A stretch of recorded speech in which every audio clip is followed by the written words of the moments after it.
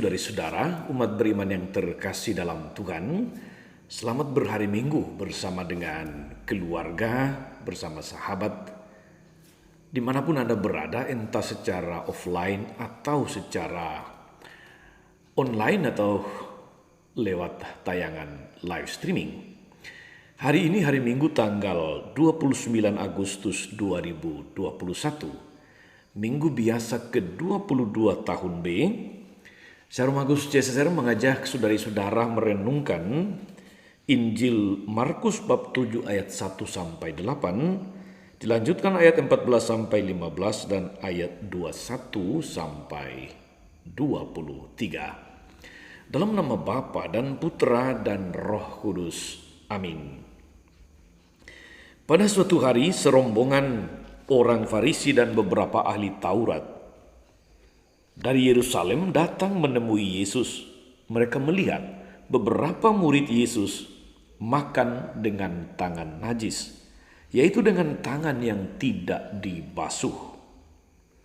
Sebab orang-orang Farisi seperti orang-orang Yahudi lainnya tidak makan tanpa membasuh tangan lebih dulu, karena mereka berpegang pada adat istiadat nenek moyang. Dan kalau pulang dari pasar, mereka juga tidak makan kalau tidak lebih dahulu membersihkan dirinya. Banyak warisan lain lagi yang mereka pegang, umpamanya hal mencuci cawan, kendi, dan perkakas tembaga. Karena itu orang-orang Farisi dan ahli-ahli Taurat itu bertanya kepada Yesus, "Mengapa murid-muridmu tidak mematuhi adat istiadat nenek moyang kita? Mengapa mereka makan dengan tangan najis?" Jawab Yesus kepada mereka, "Benarlah nubuat Yesaya tentang kamu, hai orang-orang munafik.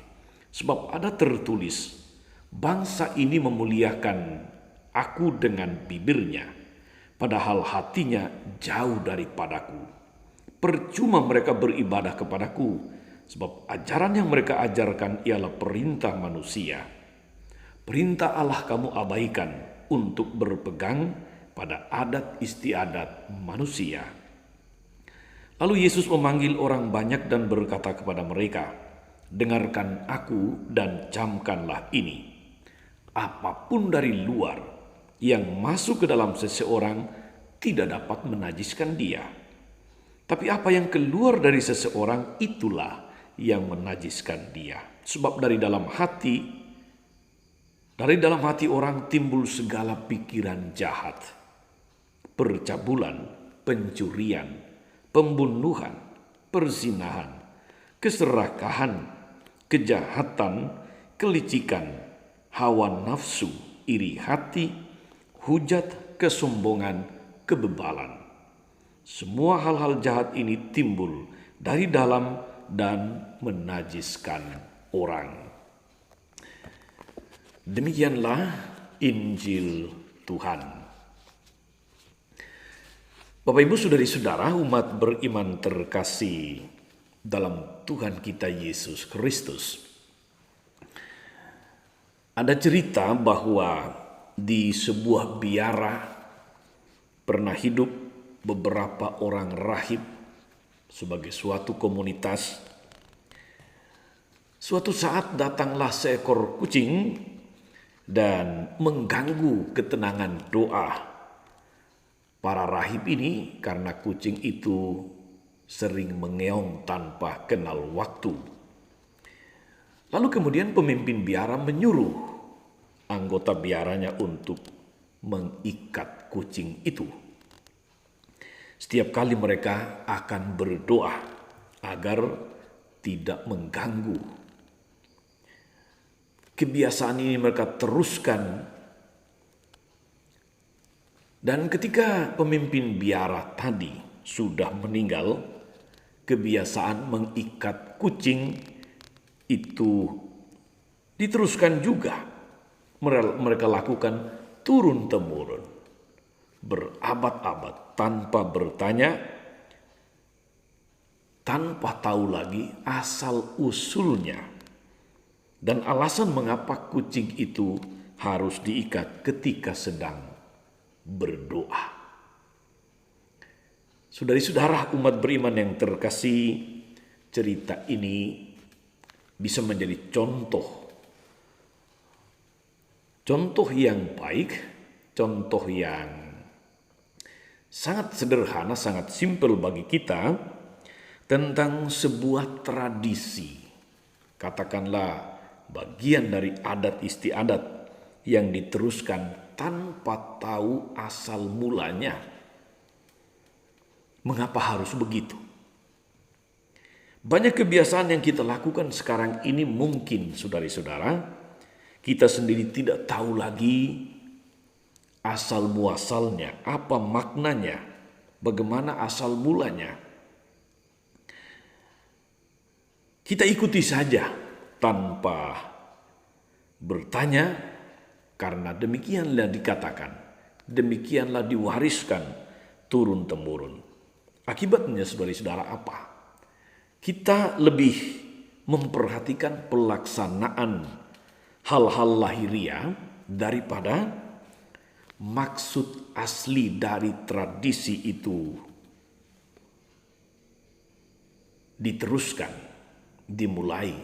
Kita menjadi orang yang legalis atau menjadi legalistik. Yang penting laksanakan aturannya tanpa tahu apa yang ada di balik aturan itu atau latar belakang dari aturan itu.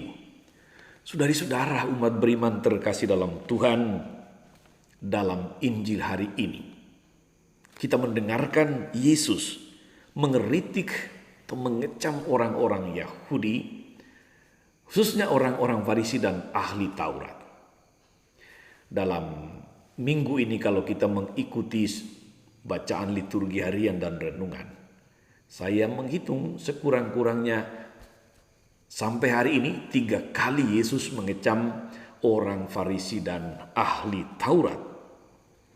Hari ini Yesus mengecam mereka juga karena mereka terlalu menekankan tradisi-tradisi, aturan-aturan lahiriah, namun lupa akan apa yang terpenting, lupa yang esensial, lupa yang substansi. Tetapi yang bersifat casingnya sangat diperhatikan, sangat ditekankan, dan karena itu lalu menjadi legalis, lalu prakteknya menjadi penuh dengan kemunafikan. Saudari-saudara, contoh yang sangat jelas adalah bahwa mereka mempersoalkan hal makan dengan tangan yang dicuci terlebih dahulu menurut adat istiadat nenek moyang. Soal adat istiadat, kebiasaan-kebiasaan yang baik tentu saja boleh diteruskan, boleh dirawat. Tetapi saudara-saudari, kalau para murid tanpa sengaja makan tanpa lebih dahulu cuci tangan, membasuh tangan, karena satu dan lain hal, sudah pasti mereka akan memperbaikinya. Sekarang pun saudara-saudara, secara higienis kita akan menganjurkan anak-anak, anggota keluarga untuk cuci tangan dulu sebelum makan. Apalagi dalam masa pandemi, cuci tangan menjadi salah satu bagian dari protokol kesehatan. Akan tetapi saudari-saudara, dalam konteks dalam konteks kecaman Yesus terhadap orang-orang Farisi dan ahli Taurat, hal terburuk yang amat sulit diubah saudari-saudara ialah sikap orang Farisi dan ahli Taurat yang begitu mempertahankan soal kenajisan jasmani, soal cuci tangan tadi, tetapi lupa akan yang jauh lebih penting, yaitu kenajisan rohani. Kenajisan jasmani itu berkait hal-hal yang luaran, cuci tangan dan sebagainya. Tapi kenajisan rohani itu menyangkut hal terdalam, hati manusia. Orang Farisi berpusing diri soal kenajisan tangan yang dipakai untuk menyentuh makanan, menyentuh orang lain yang barangkali najis, tetapi tidak mau berurusan dengan kenajisan rohani, yang itu berarti kenajisan hati yang penuh dengan kemunafikan dan kebusukan. Karena itulah saudara-saudari, Yesus menekankan dalam bagian Injil hari ini, segala sesuatu yang dari luar yang masuk ke dalam diri seseorang tidak dapat menajiskannya. Karena bukan masuk dalam hati, tetapi dalam perut. Dan selanjutnya dibuang ke dalam jamban. Tapi apa yang keluar dari seseorang, itulah yang menajiskannya. Sebab dari dalam hati seseorang, ini soal kenajisan rohani atau kenajisan hati. Dari dalam hati seseorang timbul segala pikiran jahat, percabulan, pencurian, pembunuhan, perzinahan, keserakahan, kejahatan, kelicikan, hawa nafsu, iri hati, hujat, dan kesombongan. Semua itu berasal dari dalam.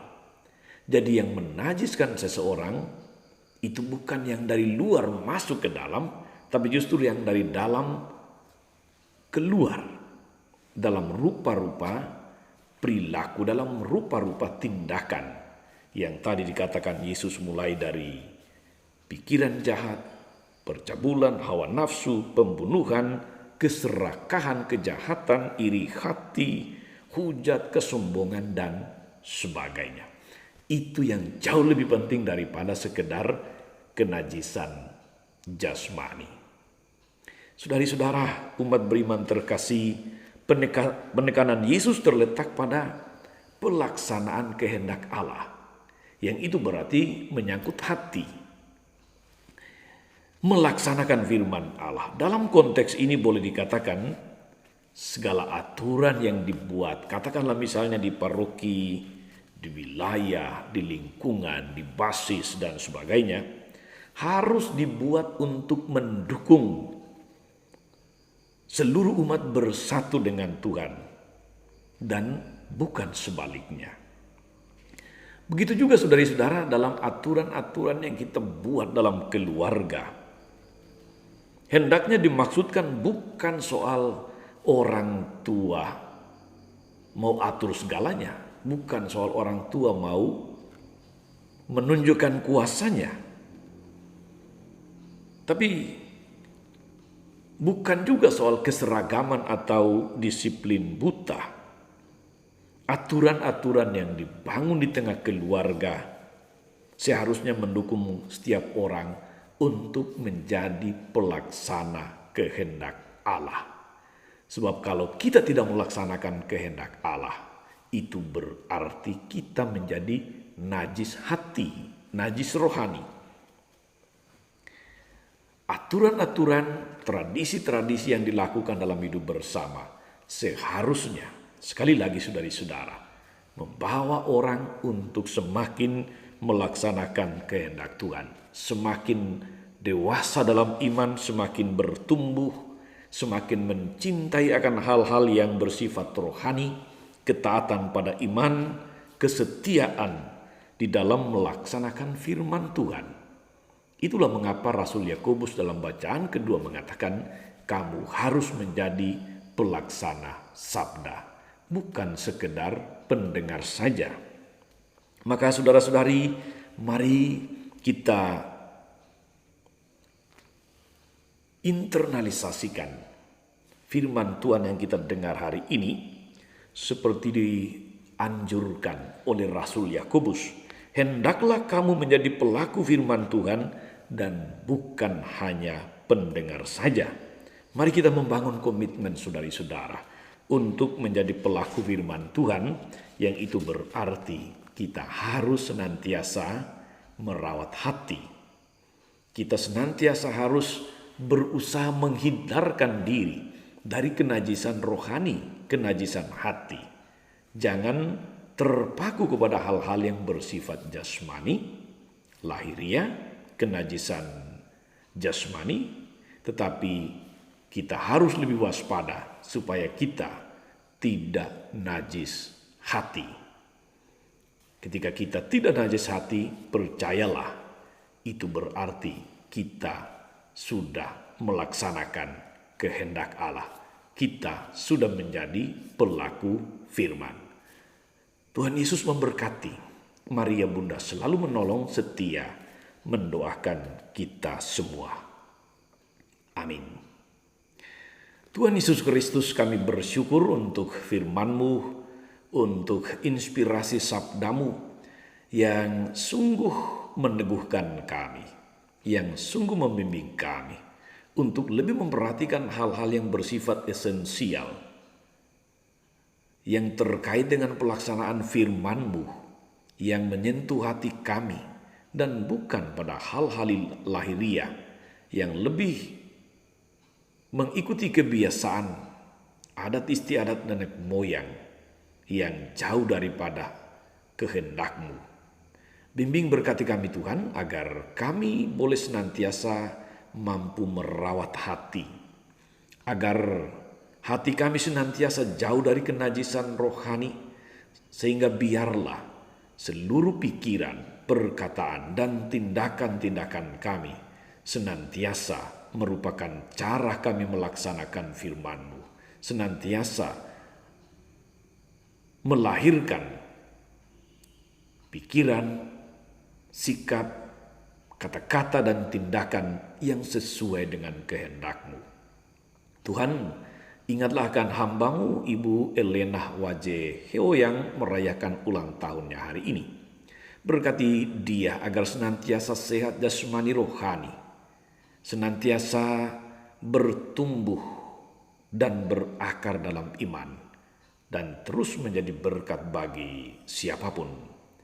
Engkau yang hidup kini dan sepanjang segala masa. Amin.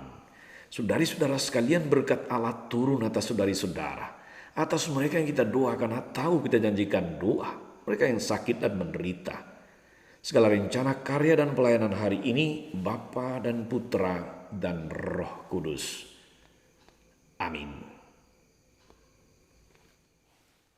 Jangan lupa like, subscribe, nyalakan lonceng notifikasinya. Salam 52, Tuhan memberkati.